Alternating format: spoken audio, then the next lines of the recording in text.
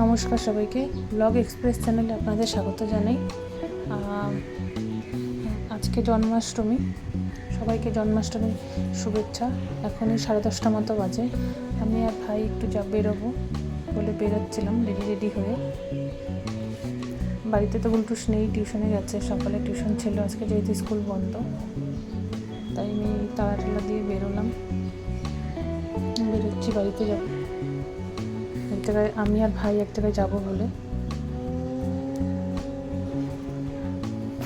ভাইকে ডাকছি আমি। আর আমাদের যে ঠাকুর ঘর, একবার তো পূজা হয়ে গেছে, এই ঠাকুরের বাসন টাসন সব বের করা, রেডি করা। তো আমরা বেরোবো। এই মুহূর্তে দেখি আমার এই দিদিটা আসে, ও থাকে হচ্ছে মালবাজারের বড় দিদিতে। অনেকদিন পরে আসলো, তাই আমি ভাবলাম পরেই যাই, ওর সাথে একটু গল্প করে নিই। তাই আমাদের ডুগলুকে নিয়ে আসছে, ওর সাথে কথা বলছিল। আর এটা হচ্ছে ওর মেয়ে। ওকে আমি বলছিলাম, তুই আমাকে বলছে ভ্লগ করো না তুমি। আমি হ্যাঁ, তো বললাম দেখিস, সাবস্ক্রাইব করবি। বলে হ্যাঁ দেখি। আমি এটাই কথা বলছিলাম। এদিকে ডুগলু পুরো শুশু করে দিচ্ছে, ভাই আনতে আনতে শুশু হয়ে গেছে।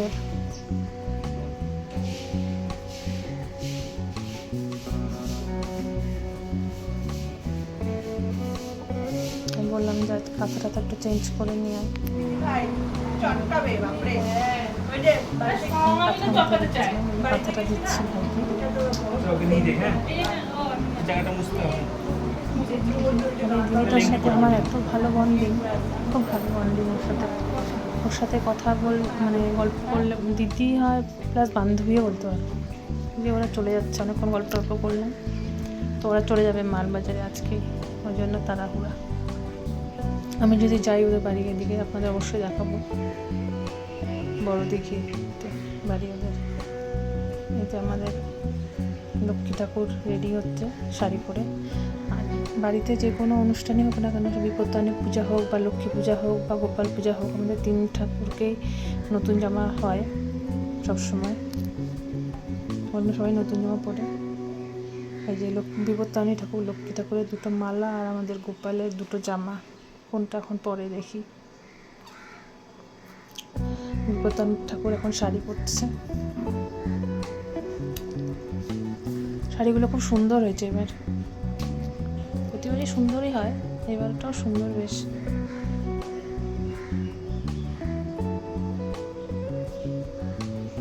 গোপালের 2টো জামা খুব সুন্দর হয়েছে।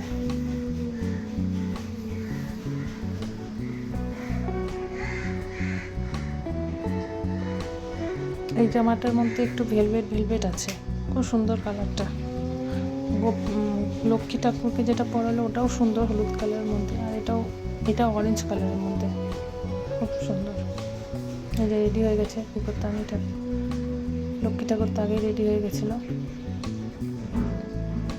এই যে last for not the list চলে আসছে গোপাল স্নানে। আজকে আজকে গোপালের আজকে বিশেষ দিন। ভাই ক্যামেরাটা ধরেছিল সামনে, তাই ক্যামেরাটার দিক থেকেই আপনারা দেখুন। স্নান হচ্ছে ওর গোপালের।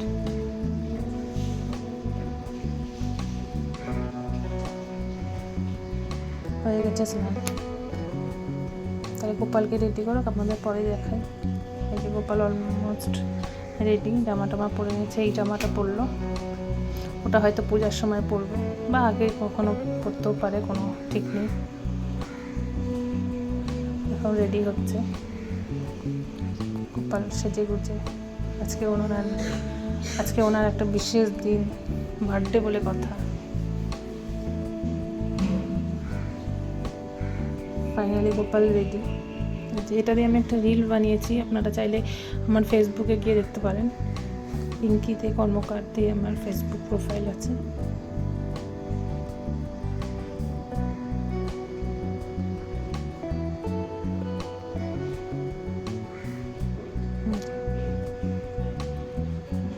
আমি আর ভাই একটু বেরিয়েছিলাম, যেটা সকালে যাওয়ার কথা ছিল, ওটা তো হলো না, তাই আমরা রাত্রেবেলা গিয়ে চলে আসলাম।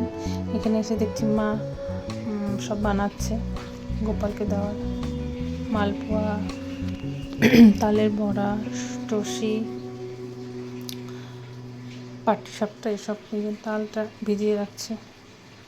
আর এদিকে ভাই বেলুন লাগাচ্ছে ঘরে। প্রতিবার আমিও করি, কিন্তু এবার আর আমি করতে পারলাম না বলে ভাই করলো।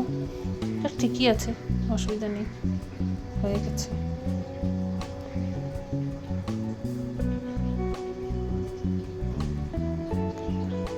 আমরা জন্মাষ্টমীতে কেক আনি না। কেক আনি হচ্ছে যেদিন গোপাল আমাদের বাড়িতে প্রথম আসছিল, যেদিন গোপালকে আমাদের ঠাকুর ঘরে জায়গা দেওয়া হয়েছিল। আসছিল আগেই, যখন পূজা টুজা করে শুরু হলো অঘ্রাণ মাসের 1 তারিখ, সেদিন আমরা কেক আনি হ্যাপি বার্থডে হিসাবে। এখন তো মিষ্টি খাবেই, তখন সেদিন আমরা একটা করে কেক আনি গোপালের জন্য।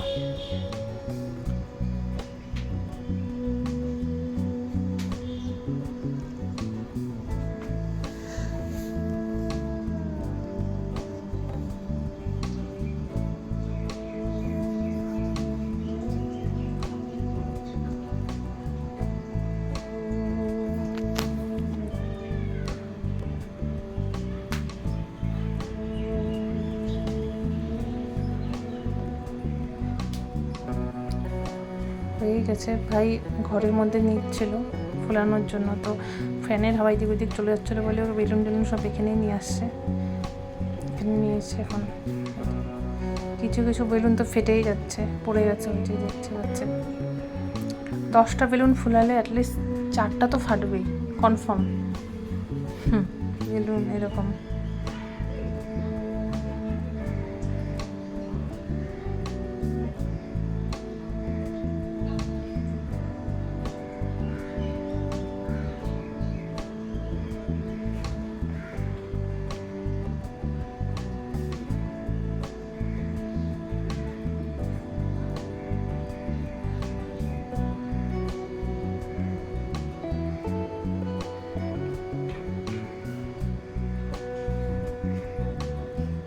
গোপাল এখন প্রায় মানুষের ঘরেই দেখা যায়। গোপাল সবাই রাখতে পছন্দ করে এখন,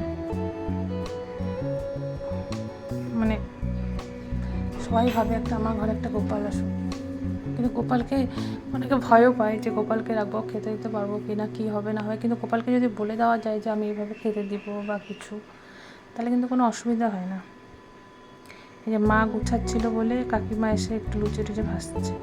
এই যে মা পূজায় বসে গেছে।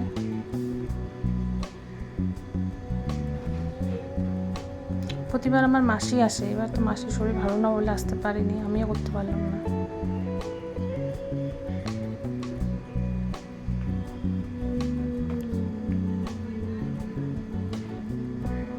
মা পূজা করে নিই, তারপরে আমি আপনাদের ঠাকুর ঘরটা পুরো ভিডিও করে দেখাচ্ছি।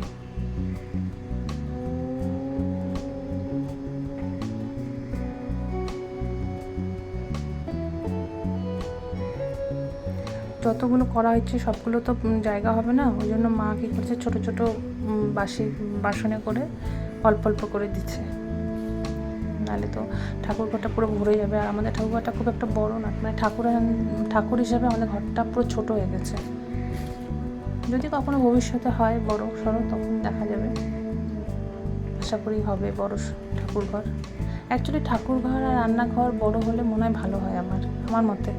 মানে বেডরুম সাইজের যদি ঠাকুরঘর বা রান্নাঘর হয় তাহলে মনে হয় ভালো।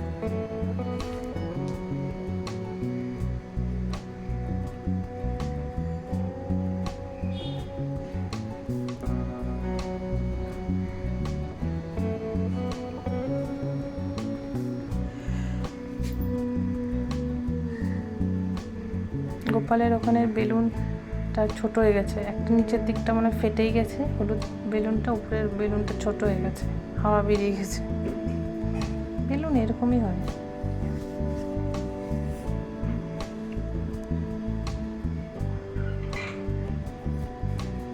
আমার পূজা অলমোস্ট শেষের দিকে, হয়তো টুকটুক ধরাবে।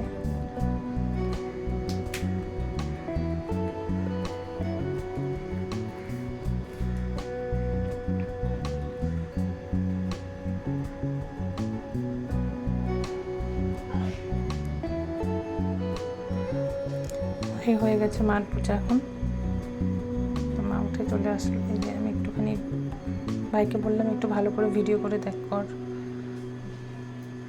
তাই ভাই ভালো করে একটু ভিডিও করে দেখাচ্ছে আপনাদের। ঠিক আছে, তবে আজ আসি। ভিডিওটা একটু বড় হয়ে গেল, অবশ্যই দেখবেন, স্কিপ করবেন না, ভালো লাগবে আশা করি। ভালো লাগলে লাইক, কমেন্ট এবং সাবস্ক্রাইব করে দেবেন। আজ তাহলে আসি, দেখা হবে অন্য একটি ব্লগে।